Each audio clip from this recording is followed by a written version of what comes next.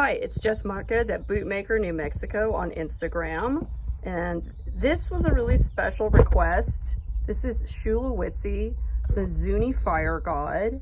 They are part of the Shulawitsi ceremony, which takes place near the winter solstice, usually right before. It's a private ceremony.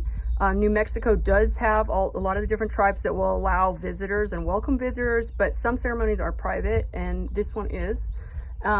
But what my goal was in this pair of boots was to evoke a sense of motion and get as many of the details as I possibly could into the inlay, which is all the leather layers that is all sewn in, to create the Shulawitsi kachinas.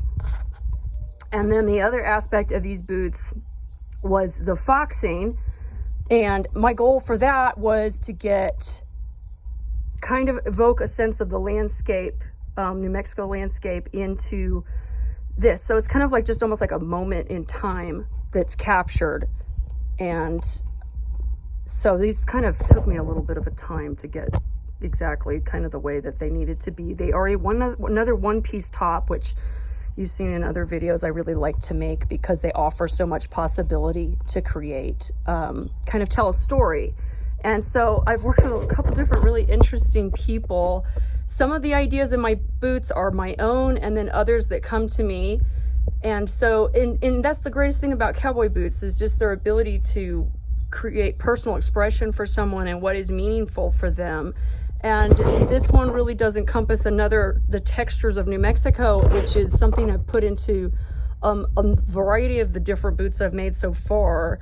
And so my goal here in making 100 pairs of boots, that's my goal. And I figure by the time I get to that, I'll really know what I'm doing with boot making, because it is such a challenging craft to get all these details correct, and just everything that's inside the boot. And I always say this, that boot making is challenging, but it's also really intense too, because as you get closer, it's kind of like you start off on a track and it seems like, okay, I've got this. But then as you get closer to the end, all these little details, the balance of how you build a heel, and just all these little things, these elements that balance a boot. And so there's all of that in there, as well as something that's really personal and really meaningful to someone. And so that's what these boots represent. And I always do a documentation of each pair, because I'm not going to see them again. So, and it's almost like, well, there they are.